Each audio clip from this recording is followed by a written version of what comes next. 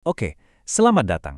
Hari ini kita bakal kupas tuntas sebuah drama geopolitik yang terjadi ya bisa dibilang di ujung dunia.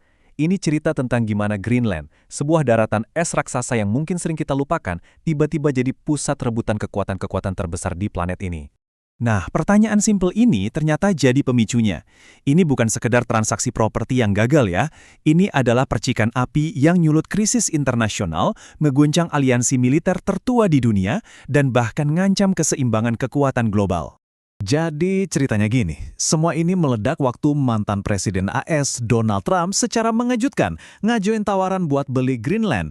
Ini bukan buat bangun resor atau semacamnya loh. Tujuannya adalah buat menguasai aset strategis yang vital banget, semacam gerbang ke Kutub Utara yang kaya sumber daya dan super krusial secara militer. Buat Amerika, langkah ini tuh logis banget. Kalau mereka lihat, ini kan kayak ngulang sejarah waktu mereka beli Alaska dari Rusia.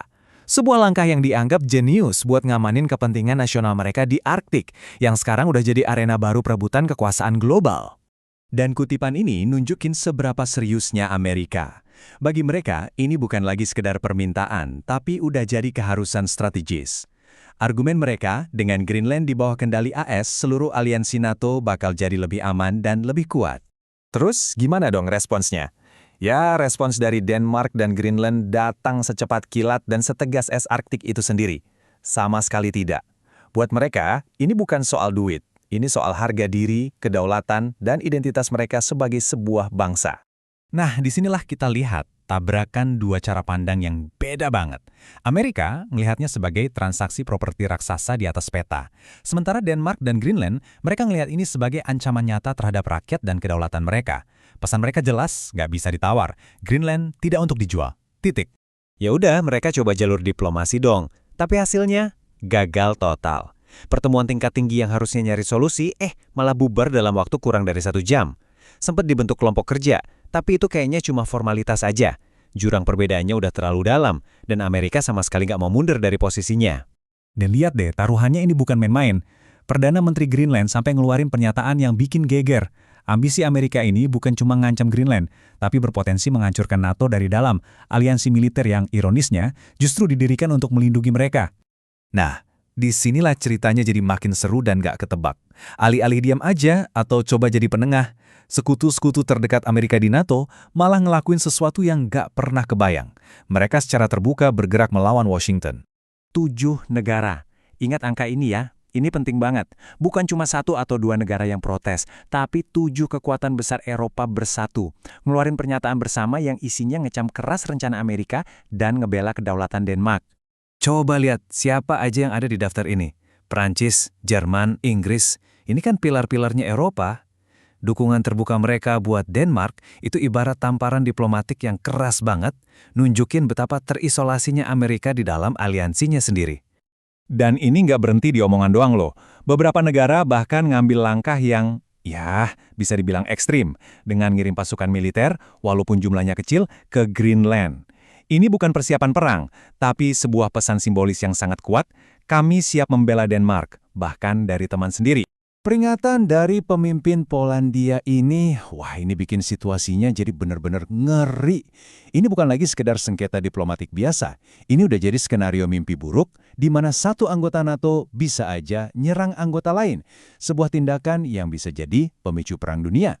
Tentu aja ya, drama di internal NATO ini ada yang nontonin. Siapa lagi kalau bukan Rusia dan Tiongkok, rival utama Amerika.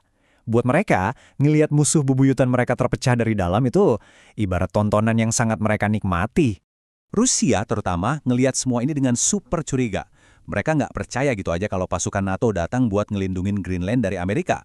Buat Moskow, ini adalah dalih palsu, sebuah trik buat nempatin lebih banyak kekuatan militer tepat di depan pintu mereka di Arktik. Dan jelas Rusia nggak tinggal diam aja dong. Mereka langsung balas dengan cara yang paling mereka kuasai, kekuatan militer.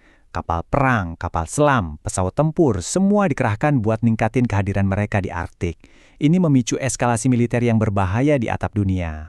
Jadi beginilah posisi kita sekarang, mentok, buntu. Sebuah kebuntuan yang sangat tegang di Kutub Utara. Diplomasi udah gagal, militerisasi makin meningkat, dan aliansi-aliansi bersejarah mulai retak. Pertanyaan terbesarnya sekarang, apa langkah selanjutnya? Oke, ayo kita bedah satu-satu posisi tiap pemainnya. Amerika pokoknya ngotot mau dapetin Greenland. Denmark menolak mentah-mentah demi kedaulatan. NATO secara aneh malah mihak Denmark ngelawan pemimpin dia sendiri. Dan Rusia ngelihat ini sebagai kesempatan, langsung memperkuat militernya. Situasinya benar-benar rumit kan? Jadi, opsinya Amerika sekarang apa dong? Kayaknya sih ada dua jalan utama yang lagi dipertimbangkan. Pertama, pendekatan lunak. Coba menangin hati rakyat Greenland lewat referendum yang didanai besar-besaran. Atau yang kedua, pendekatan keras. Pakai kekuatan militer buat ngerebut pulau itu secara paksa. Eits, tapi jangan remehin Denmark. Ternyata mereka punya kartu as yang gak disangka-sangka. Masih ada perintah tetap dari zaman Perang Dingin yang berlaku. Setiap prajurit Denmark di Greenland diizinkan buat langsung nembak invasi apapun, bahkan tanpa nunggu perintah dari Copenhagen. Artinya, mereka siap tempur. Jadi, ya ini dia intinya. Sengketa soal Pulau Es ini tiba-tiba jadi krisis global yang ngancem ngehancurin NATO, micu perlombaan senjata baru di Kutub Utara, dan nyeret kekuatan-kekuatan nuklir ke ambang konflik. Kita akhiri dengan pertanyaan ini. Apa mungkin kita sedang menyaksikan awal dari perang dingin yang baru yang dipicu oleh perebutan Greenland?